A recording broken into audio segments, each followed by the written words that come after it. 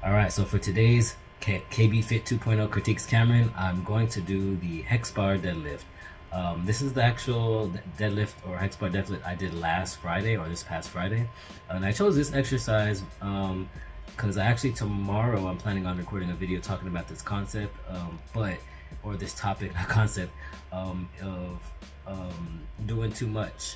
So those of you who have seen any of my lives know that I've been doing, except I've stopped recently, doing a bunch of other stuff, jump ropes, push-ups, pull-ups, and reverse crunches in between sets like that.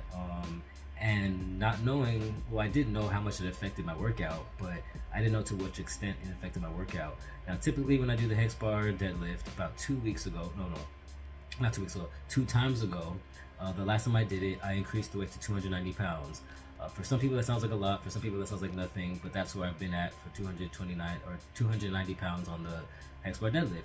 Mind you, up until that point, I'm only usually able to do about 6 to 8 reps, and each rep is like a struggle. Form-wise, I feel like it's pretty decent, but it's just, like I said, every rep was a struggle.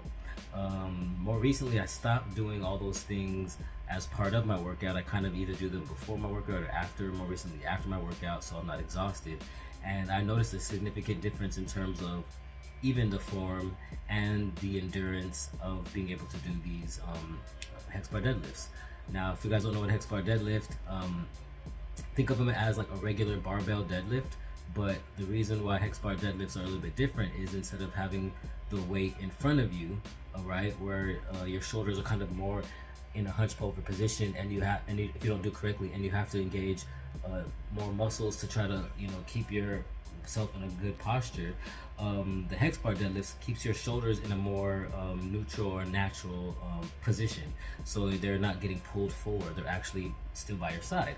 And so for a lot of people, they're able to lift Hexbar deadlift a lot easier than a regular barbell deadlift or even dumbbell deadlifts.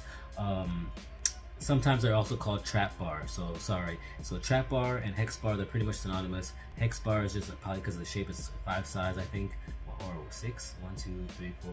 Wait, 1, 2, 3, 4, 5, 6. Yeah, 6 hex bar, and then a trap bar probably just because it means you're trapped within it. So same thing. So just know that for future reference, hex bar and trap bar, same thing, right? But like I said, so pretty much it's the same concept as any other deadlift. You can do other exercises with the hex bar. You could do squats. You could do rows, whatever. You can do shrugs, but typically I use the hex bar to do my deadlifts, and like I said, I use it because I like to go a little bit heavier because I can. But like I said, with this particular exercise, this past Friday, I was able to significantly increase my weight or my rep count. Like I said, normally I do about 6 to 8 reps.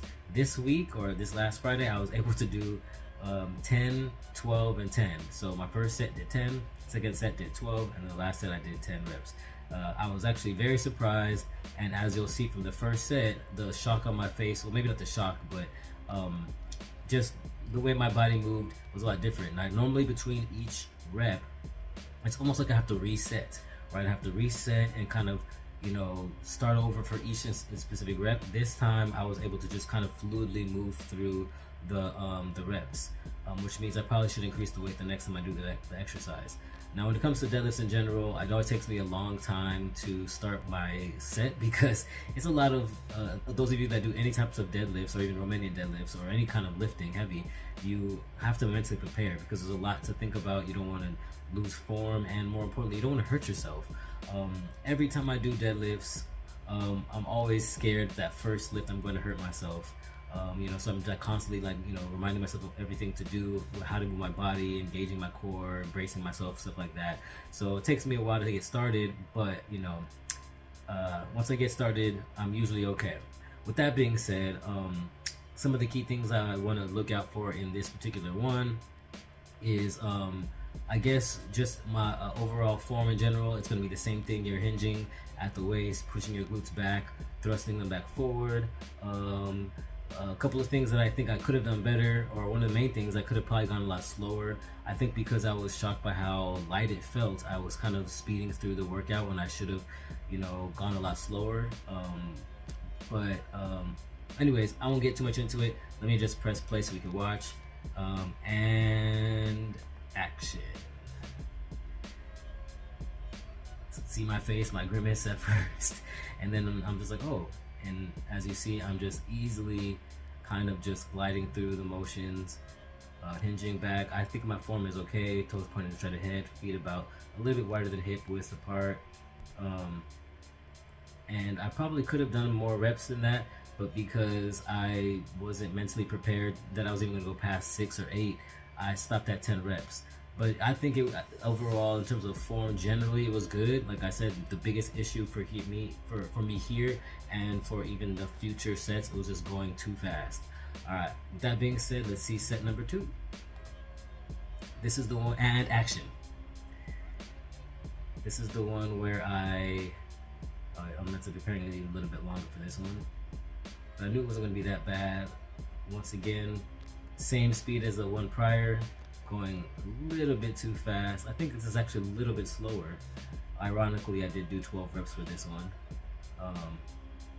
You see the band around my waist as well, adding some resistance without adding load, keeping my core engaged, all that good stuff. Yeah, so once again, it's almost the same as the first set. I think halfway through, a little bit, like maybe after the 3rd or 4th rep, I did slow down the speed a little bit, but still, I think a little bit too fast. I should probably go down on the descent a little bit slower. But overall, I feel like the form was better. I think my levers were a little bit closer too on this one as well. All right, and the last set, and action. Once again, mentally preparing. Yep, all of that, and up. Yeah, I think my feet were a little bit more narrow on this one than the first set. Once again, going, whoa, I think I'm going even faster. See, every rep is a little bit different. I start to slow down again. I start off really fast. I start to slow down, maybe also because of fatigue, and I stopped at 10 reps. I think I was even considering doing 12, but I think I was more exhausted than anything. I know strength-wise, I probably could have done 15 reps for all 3 sets, but because of fatigue and endurance, I stopped at 10 and 12. But yeah, so the things that I would critique myself on mostly is the speed. Everything else, I feel like my form was pretty good. I just should slow down. Maybe that would have kept me at like around 8 reps instead of 10 and 12. But we'll find out the next time. So I think this is a good exercise to try, especially if you're new to deadlift. Especially because one of the hardest parts with deadlift is keeping the good form and keeping the good posture, not keeping your shoulders hunched forward, but keeping them more retracted and your core engaged. I think it's a good way to start. But anyways, with that being said, hopefully, once again, that this was beneficial and somewhat entertaining.